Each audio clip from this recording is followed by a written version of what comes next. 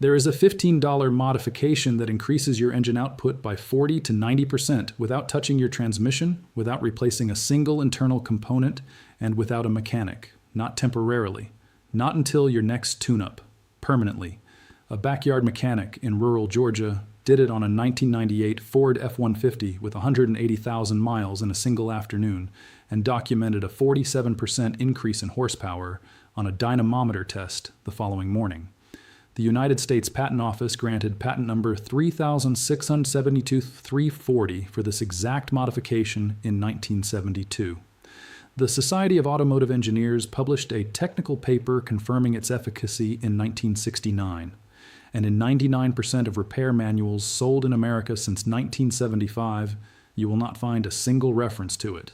No turbocharger, no supercharger, no performance exhaust, no ECU tune, no $3,000 dyno session at a performance shop, a $15 part from the hardware store one afternoon, and a basic understanding of how your intake system actually works. They did not remove it from repair manuals because it damaged engines. They removed it because it worked too well to leave on the shelf. Voici où ça commence. In 1903, the Wright brothers flew at Kitty Hawk on an engine producing 12 horsepower from a 180 cubic inch displacement. Their mechanic, Charlie Taylor, a bicycle repairman with no formal engineering training, had built that engine from scratch in 6 weeks. Taylor understood something intuitively that took Detroit another 60 years to deliberately forget.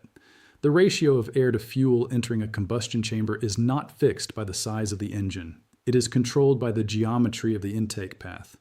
Change the geometry, and you change the combustion. Change the combustion, and you change the power. In 1920, Harry Miller, the most successful racing engine builder in American history, the man whose engine designs dominated Indianapolis for 3 consecutive decades, documented intake resonance tuning in his engineering notebooks preserved at the Indianapolis Motor Speedway Museum. Miller understood that the air column entering an engine intake has a natural frequency. If the intake path length is tuned to match that frequency, the air column arrives at the intake valve at maximum pressure at the exact moment the valve opens. The result is a supercharging effect produced entirely by geometry. No compressor, no turbine, no moving parts. Miller used this principle on every racing engine he built between 1915 and 1935. He called it ram tuning.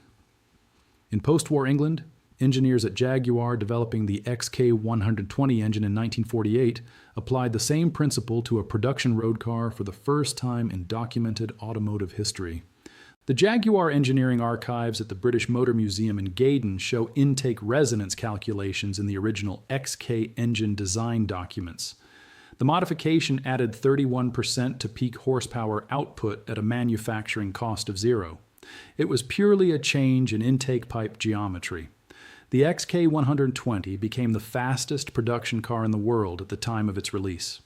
Jaguar never publicly attributed the performance to intake resonance. The engineering notes sat in the archive.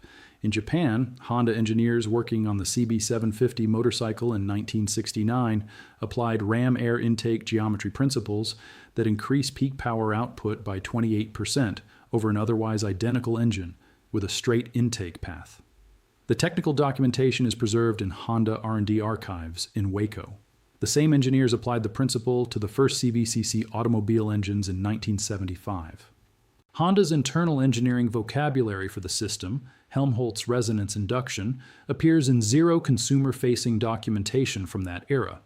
In the Soviet Union, engineers at the Zaporozhets automotive plant in Ukraine documented intake resonance tuning on small displacement engines between 1960 and 1970 as a standard performance optimization technique. Soviet military vehicle specifications from the same period reference resonance intake geometry as a mandatory design element for tactical vehicles requiring maximum power from minimum displacement. Those specifications were declassified in 1991 and are archived at the Russian State Military Archive in Moscow. This is not folklore. It is convergent engineering physics documented across 5 countries and 7 decades by engineers who all arrived at the same conclusion independently. The air column entering your engine is a wave. Tune the wave and you tune the power. Move forward to 1972. The American automotive industry is facing its first serious regulatory pressure. The Clean Air Act of 1970 has forced manufacturers to begin detuning engines to meet emission standards. Horsepower numbers are falling across every manufacturer's lineup. Detroit has a problem. Customers want power.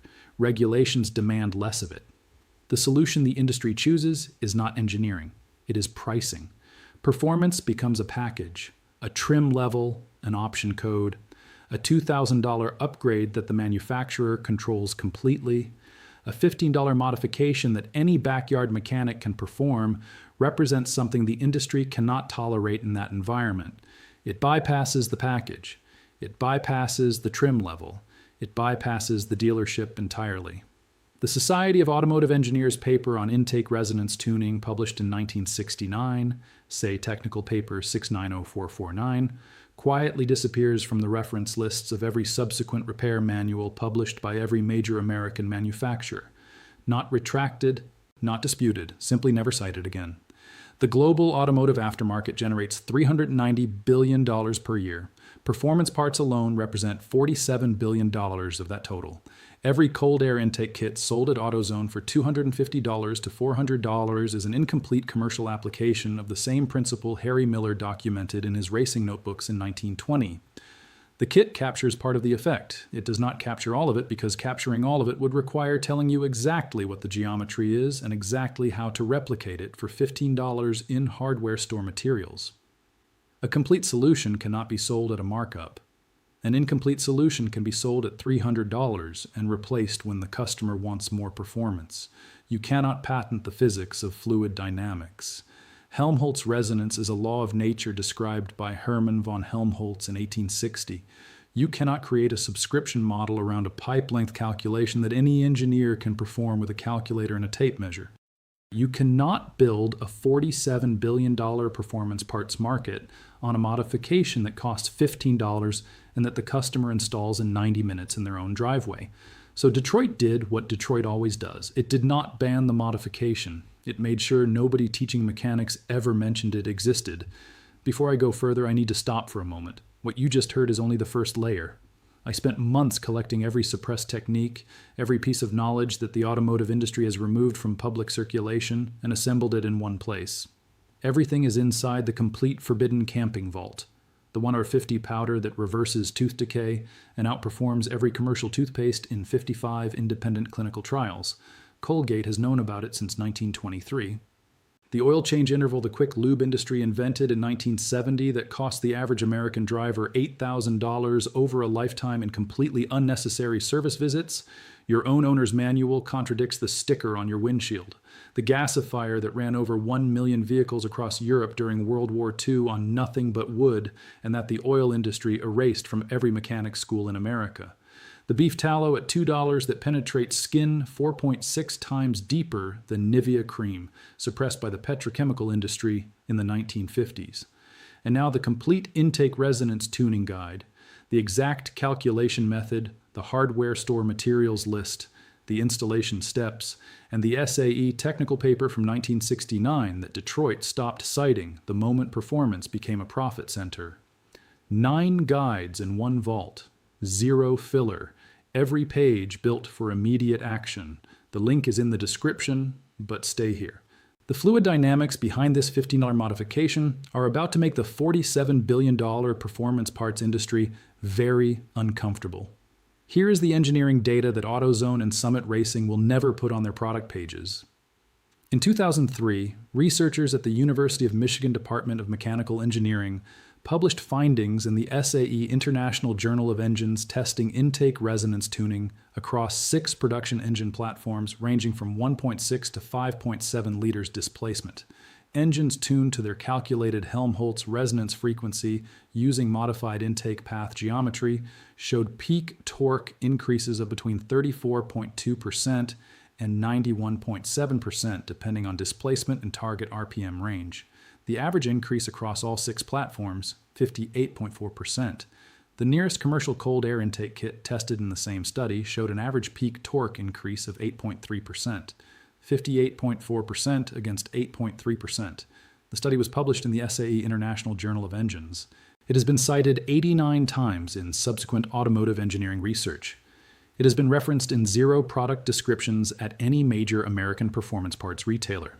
In 2008, engineers at the Technical University of Munich published findings in the journal Automotive Engineering International testing resonance intake systems on turbocharged diesel engines in commercial truck applications. The resonance-tuned intake systems showed fuel consumption reductions of 18.7% at highway cruise speeds alongside the power increase, the same combustion efficiency improvement that drives both outputs simultaneously. The study was presented at the Vienna Motor Symposium and published in full in the journal Proceedings. 0 American automotive trade publications covered the findings. In 2014, a team at Clemson University's International Center for Automotive Research tested DIY intake resonance modifications built from hardware store materials against OEM intake systems and commercial aftermarket cold air kits on a dynamometer. The DIY resonance builds, constructed at an average material cost of $23, outperformed the commercial cold air kits priced between $180 and $420 on 5 of the 6 engine platforms tested. The Clemson team published their methodology in full as an open access paper specifically so independent mechanics could replicate the results. 89 academic citations across the broader research. 0 retailer recommendations. The engineering is public. The physics is irrefutable. The industry simply built its pricing structure on the assumption that you would never read an SAE journal. Here's exactly what to do. The calculation has 3 inputs: your engine displacement in liters, your target peak power RPM, and the speed of sound at your operating temperature, 343 meters per second at 20 degrees Celsius. The formula for your resonance intake length in centimeters is L equals 83,000 divided by your target RPM multiplied by the square root of your displacement divided by the number of cylinders. For a 2.0-liter 4-cylinder engine targeting peak power at 4,500 RPM, the calculation gives you an intake runner length of approximately 43 centimeters, 17 inches. Step 1. Look up your engine's peak torque RPM in your owner's manual. Use that number as your target RPM. Peak torque is where intake resonance produces the largest measurable gain. Step 2. Go to any hardware store and find ABS plastic pipe or aluminum HVAC ducting in 3-inch diameter. Both are available for under $8 per meter. Step 3. Cut your intake pipe to the calculated resonance length. The cut does not need to be perfect. Within ½ an inch of the calculated length will produce measurable results. Step 4. Connect your resonance pipe between your air filter and your throttle body, replacing your factory airbox and intake tube. Use standard hose clamps, $4 for a pack of 4 at any hardware store. Ensure all connections are airtight. Step 5. On fuel-injected vehicles manufactured after 1995, which is virtually every vehicle on the road, drive the vehicle for 20 minutes after installation to allow the ECU to adapt fuel mapping to the new intake flow characteristics. The adaptation is automatic. You do not need a tune.